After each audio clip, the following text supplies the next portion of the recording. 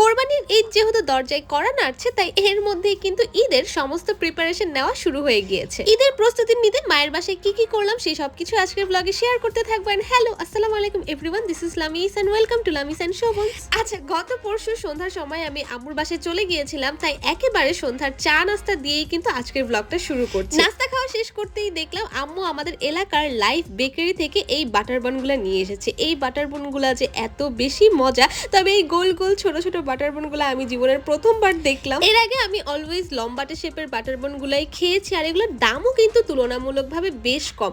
60 টাকা বা 80 টাকার মধ্যে এতগুলা বাটার বান পাওয়া যাচ্ছে, আর ভিতরে কিন্তু ক্রিমও ভরপুর ছিল। আর একটা মজার বিষয় হচ্ছে, আমি যখনই আমার মায়ের বাসায় বেড়াতে যাই, আমি আমার নানুকে রিকোয়েস্ট করি যে নানু প্লিজ তুমি আমার চুলে তেল অ্যাপ্লাই করে দাও, কারণ তোমার মতো এত সুন্দর করে তেল অ্যাপ্লাই কেউই করতে পারে না।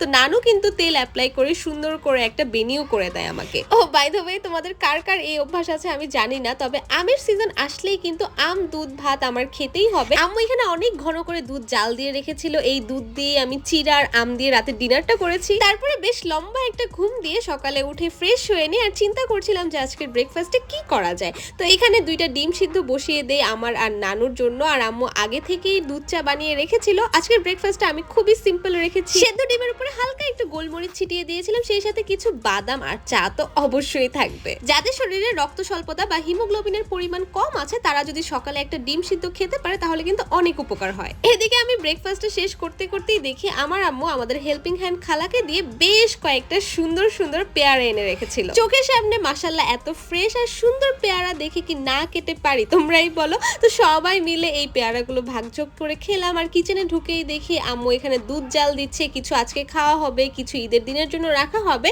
এরপরে কিন্তু আম্মু আজকে একটা নতুন রেসিপি ট্রাই করছিল, সেটা হলো ঢেঁড়সের ডাল। আমি জানি না তোমরা আগে কি এভাবে ট্রাই করেছো কিনা, তবে এইটা খেতে কিন্তু বেশ মজা হয়। আর সেই সাথে ছিল আমাদের ব্রাহ্মণবাড়িয়ার বিখ্যাত টক তরকারি। এখানে আম্মু টক হওয়ার জন্য বিলম্ব দিয়ে দিচ্ছিল।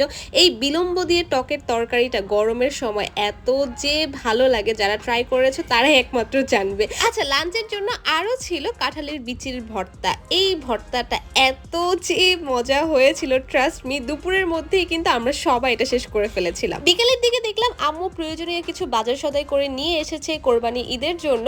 আর এই ঈদে কিন্তু আমরা সবাই কম বেশি গরু কেনাকাটা নিয়ে ব্যস্ত থাকি। রোজার ঈদের মতো শুকনা বাজার অত বেশি করে কিন্তু করা হয় না, তাই টুকটাক বলতে আম্মু এখানে রেজালার মশলা, বিরিয়ানি মশলা, রোস্টের মশলা, সেই সাথে নুডলসের প্যাকেট নিয়ে এসেছে। আর এখান থেকে রুষা, মানে আমার ছোট বোন, ও কিন্তু একটা নিয়েও গিয়েছিল। ও আচ্ছা, আরো কিন্তু কেনা হয়েছিল দুধ, চা পাতা, চিনি, সেমাই, মানে একটা সংসারে ঈদের দিন যা যা লাগে সবকিছুই কিন্তু আম্মু নিজের হাতে কেনাকাটা করে নিয়ে এসেছিল। বাসায় সবার জন্য স্ন্যাক্স আইটেমও নিয়ে এসেছিল কিছু কিছু। আর আম্মুকে আমি বেশ কয়েকদিন ধরে রিকোয়েস্ট করছিলাম যে আগে ঈদ আসলেই তুমি চটপটি বা ফুচকা বানাতে, এইবারও প্লিজ তুমি চটপটি বানিও। তো সবগুলা বাজার খুলে দেখার পর আমি এগুলা গুছিয়ে রাখছিলাম, কারণ বাজার করার পর হাতের কাছে সুন্দর করে গুছিয়ে রাখারও কিন্তু একটা ব্যাপার আছে। আর একটা মজার বিষয় দেখো, আমি আম্মুকে হেল্প করছিলাম দেখে রুষার মনে হলো তারও তো আম্মুর প্রতি কিছু দায়িত্ব আছে, তাই না? তো ও কিন্তু আম্মুকে হেল্প করছিল চাল গুছানোর জন্য। এরপর সন্ধ্যার দিকে আমি সব থেকে গুরুত্বপূর্ণ একটা কাজে নেমে পড়লাম। আমার মনে হয় কোরবানি ঈদে বা যে কোনো ঈদের আগে এই কাজগুলো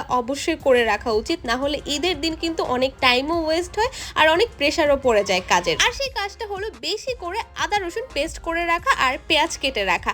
আদা রসুন ব্লেন্ডার করে যেহেতু ডিপ ফ্রিজে রেখে দেওয়া যায়, তাই ঈদের দিন এসব নিয়ে কোনো টেনশনই করা লাগে না। আর এই সেম কাজটা কিন্তু আমি আমার শাশুড়ির সাথে মিলে অলরেডি করে ফেলেছি। আর আজকে চিন্তা করলাম যেহেতু আম্মুর বাসায় আছি, আম্মুকেও এসব কাজ করে একটু হেল্প করে দিয়ে যাই। তো এখানে আমি আর আম্মু মিলে ব্লেন্ডার করে কিছু অলরেডি ডিপ ফ্রিজে রেখে দিয়েছিলাম, আর আম্মু এখানে জিরা গুঁড়াও করে রেখেছিল যাতে ঈদের দিন একদম রিল্যাক্সে রান্না বান্না করতে পারে। তারপর আমি জলদি জলদি করে রাতে বাসায় চলে আসি, কারণ একটা লাইভ করার দরকার ছিল আমার। নতুন কিছু ড্রেস পেজে এসেছে। যারা যারা এখন আমার পেজ এলএনএস অ্যাটায়ার ভিজিট করনি, প্লিজ আমার পেজে একটা লাইক আর ফলো দিয়ে দিও। সো আজকের মতো ব্লগ এই পর্যন্তই। Thanks for watching. Tata, bye bye, আল্লাহ হাফেজ।